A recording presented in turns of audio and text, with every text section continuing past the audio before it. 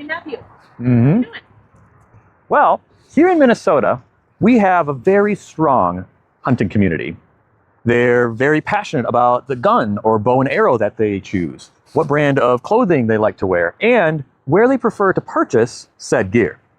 But one of the most polarizing topics that I hear every single hunter talk about is what type of vehicle they trust to bring them to their hunting grounds. And that's why I've come here, Apple Autos in Apple Valley, to see if the new kids on the block can keep up with the tried and true. I'm going to be checking out a Ford Lightning for the weekend, and then I'm going to bring it to a local hunter in the area to see what they think about it.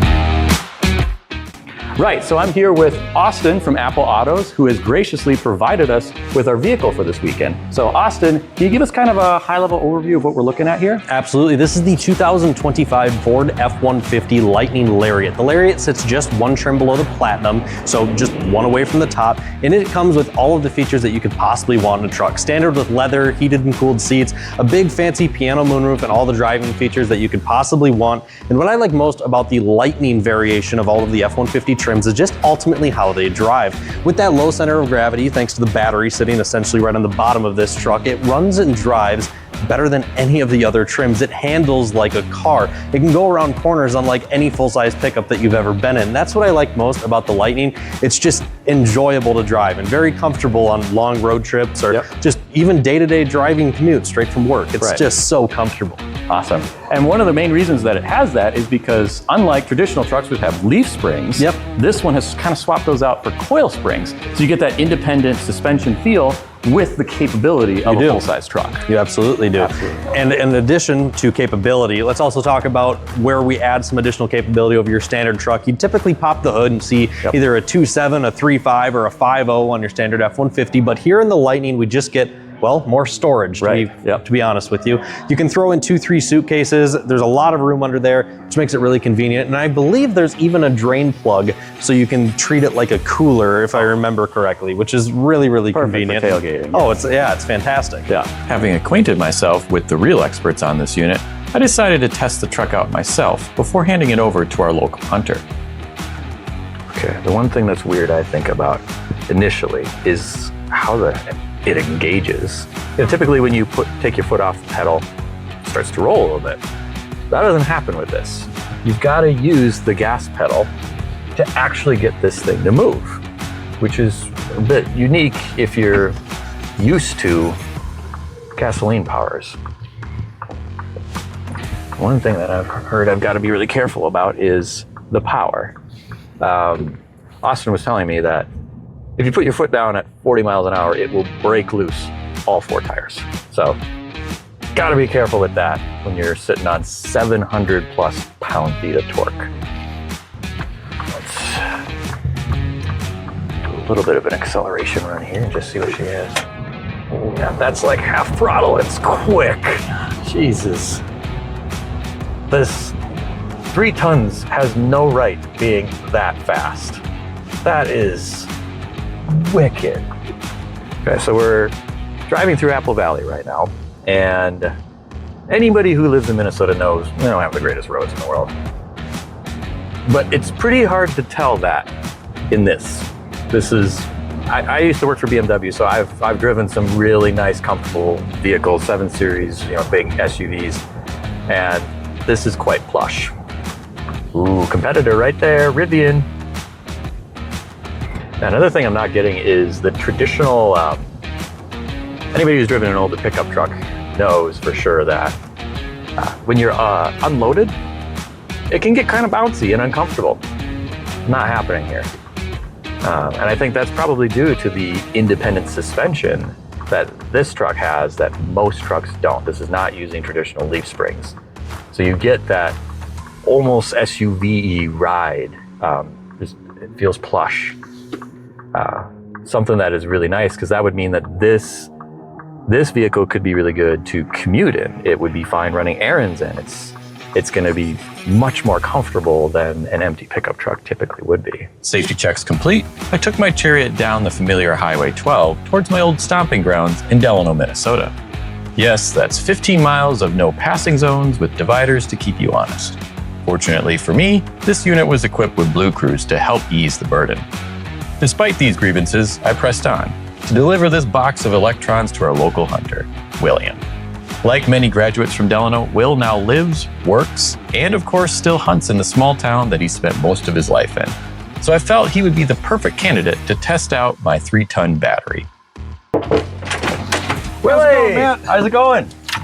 Good. Come on out here. I got a surprise for you. Oh, look at this. Thing pretty cool. So, 2025 Ford Lightning EV, fully electric. Let's see. She's got the extended range, so 580 horsepower, 775 pound-feet of torque. Sounds like fun. So she rips pretty good. Yeah. Let's see, what else we got? Pretty normal truck stuff. Yep. 10,000 pounds of towing, 1,800 pounds of payload, give or take. Nice. And then a couple of things for you before you consider things. Yeah. We've got some independent suspension in the rear, unlike your traditional leaf spring, so awesome. Rides really low. And most of the battery is right down here. Oh, sure. When you drive it, you might feel like it actually drives a little bit more like a car because it handles really well here. Cool. All right, so that's kind of the high-level overview, the cliff notes of this, but I want to give you a chance to take a look around, familiarize yourself with it, and see if this is going to be up to snuff. Sounds good. As a hunting vehicle. Yeah. Like any hunter, Will gave the bed of the truck a thorough inspection, but then became increasingly distracted by the bells and whistles inside the cabin. Feels good. Feels like my F-150, which is just comfier, actually. It's comfier. Yeah. Well, this is the Lariat package, so you get a little bit more bells and whistles. Got the leather. That screen is sweet. It's huge. Well, it's got adjustable pedals. It's got all the... Yep, you got all the creature comforts, options. Electric telescoping wheel. Yeah. Electric seats with electric lumbar there as well. Mm-hmm. Then we got the frunk. Yes, you've got the frunk. Nice. So a bit of extra storage there for you. Good waterproof storage, which is huge. Waterproof as well, and if I'm not mistaken, this is a drain. Oh. In here. Sure. So you can use it as a cooler that if you can need be it a cooler for you. Nice. And then of course we've got more power up here. Didn't even notice that. Nice. Yeah. I'm excited to try it out. Go hunting for the weekend and see how it does. It was now time to hand William the keys to our weekend chauffeur and go set up our blind. But before we could do that, we had to get some important work done first. Oh, Jesus. And that's 60. Ooh. I can just feel the pressure on my head. It's fun. It is so fun. That is so addicting. I would never get anywhere near the rate of I would range. get half. Yes, because I'd just be punching it every time. And it's not doing any harm to the car. With all that sorted, we buzzed on over to the farm to set up. Having set up the blind for tomorrow's hunt, I set William loose on the farm to play with his new toy. Okay, we're gonna try out some modes here. Yep. We got rid of one pedal drive and we're going with slippery. Slippery regular. Yeah, so this is a pretty cool feature when driving around the farm. You can actually turn on your 360 camera and then actually start driving to make sure when you're driving around buildings or equipment, got the whole view. That's probably the one concern I would have, like, as a hunting rig, this thing has like highway tires on it from the factory and they're probably not the best for driving around in the field. So that'd probably be something that you would change pretty quick. Yep, and then I'm curious if that would affect the range much. But yeah, that would be interesting. Mm-hmm. I would imagine it would drop it a little bit. Yeah. Another thing to consider too is, maintenance is a big factor. You don't really have much. You have wipers and a cabin air filter. Yep. Maybe brake fluid. Brake fluid, tires. Yeah, but other than that, like brakes, but even the brakes, you're not using your brakes hardly ever. Yeah, I mean, a lot of EVs never need their brakes replaced. Yeah.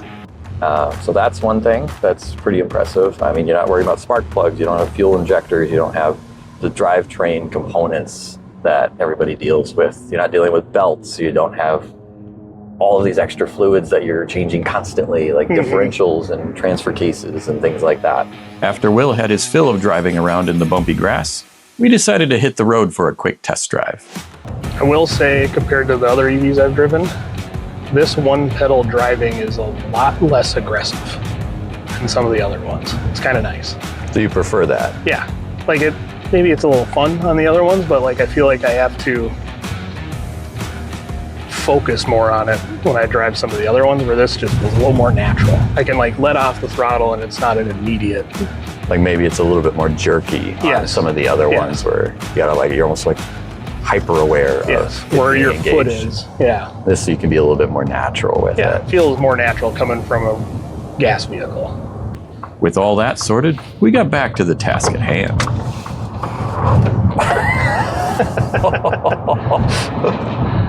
Yeah, this thing's quick. Wow.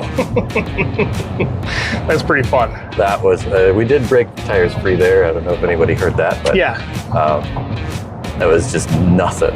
yeah. To put in perspective, this thing is way faster than my motorcycle, like 0 to 50, which is insane that a truck is that fast. And what kind of motorcycle do you have? It's a KTM 1290 Super Adventure R, so it's like a fast motorcycle. That's a This pretty thing- quick bike. Yeah, it has 160 horsepower, and this thing is significantly faster out of the hole. Yes, that's saying something. It's a good ride. Like, it's not too cushy. It doesn't feel like it's sloppy, but it's comfy for sure. So what you're saying is it's not the worst commute to the blind. No, I think it's probably one of the better ones. Probably a unique problem to me. If I had this, my range would probably not be that good because I would be doing 0 to 60 like a maniac every single time. You just couldn't help yourself. No, I would love it. Yeah, it's a different sensation than like the roar of a V8 or a turbocharged engine. Yeah, It's it's like an amusement park ride. it more kind than, of is, yeah. Oh my god. Holy shit. It's that initial to 20 is just Oh my god. crazy. It's a good thing the regenerative braking is so good because my eyes have to come back to where they belong. That's fun. I wonder how long it takes after driving an EV until that just becomes like, it's nothing, not a big deal anymore. I feel like it would take a while for me to get over that. Yeah, I remember like even just driving it to you, I had a smile on my face almost the entire ride. Yeah. Because it's just crazy fun. Yeah, it's like, oh, I got to get to that on-ramp and you go. And I do want to clarify for the ladies and gentlemen, like I am a gearhead. Will, you're a gearhead. Yeah. We've been deep into wrenching our whole lives. He's Like, had fun cars, I have fun motorcycles, so we're I love probably, a good old rumbly V8. yeah, I just think this is a new sensation. Yeah. It's another way to have a lot of fun. yes. That does not make the V8 or any other gasoline engine less fun. And it wouldn't be a true Minnesota test drive if we didn't mention our state's favorite subject. So just this right here is beautiful. Oh yeah. Yeah, the leaves are just hanging on this year, which is kind of fun.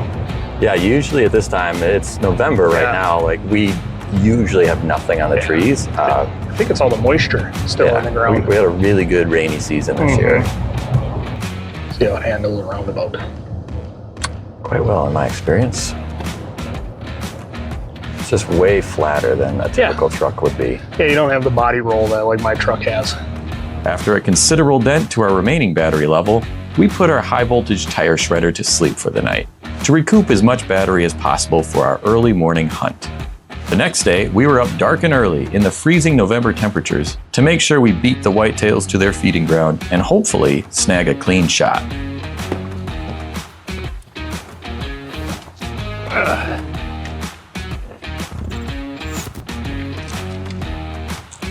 Okay, well. All right. Early in the morning, really cold. Yes. Yeah, heated steering wheel, good for today. Absolutely. And a reminder to everybody, Will is the owner of a 2.7 liter F-150. 2021, if I'm not mistaken. Yep, 21. Good. The window open while driving, that is such a hunter thing. all hunters do that. That's so you can see better. Because they're not willing to wait until the truck warms up. No, who wants to look through tint all day? And for the ladies and gentlemen listening, the temperature is currently 27 degrees. I don't know if you can see that there. But the coldest day we've had the entire year. And we just so brilliantly decided to pick the today. And on these models too, one thing that might be attractive is you can kind of precondition them, you know, without having to lose much charge in the morning because it's just sitting on the charger all night. Yeah. So it's you have a nice warm truck when you get there. Yep. So would this matter at all, being so silent too? Oh, I think it would help in situations like this. So like, I could probably get closer to the deer stand in this than I can in my pickup truck. Do you usually try to drive straight up to it, or No, I'm usually... got a hike in there? Yeah. I don't know. I drive like halfway into the field. Got it. Versus this, I could probably get a little bit closer. So why don't you tell us a little bit about where we're going today? Yeah, so we're going to my in-laws' family farm. So it's a third generation farm out here in West Metro. And we've been hunting out here for like 10 years now. 10 years? So yeah, it was an old dairy farm. So do we have far to go? So we're like halfway into the field, so not too far. We're just up there. But then Nick's brother, he hunts right over there. Yeah, just on the other side. And then Nick is a quarter mile down the road. You guys have almost set like a trap between the three of you. Oh, it's like I've texted Ben when I've seen deer here and they're walking this way. I'm like, hey Ben, you have some deer going your way. Yeah, so it's a bit collaborative. Yeah. Yeah. We arrived at the old dairy farm, hid the truck behind a barn, and rushed to the blind to start our heater. Despite using our superior intellect to find those whitetails, the deer decided we weren't very interesting. So it was time to pack up and give our consensus on the Lightning. All right, well, we've driven the truck. Yep. We've taken it hunting. We failed to get a deer.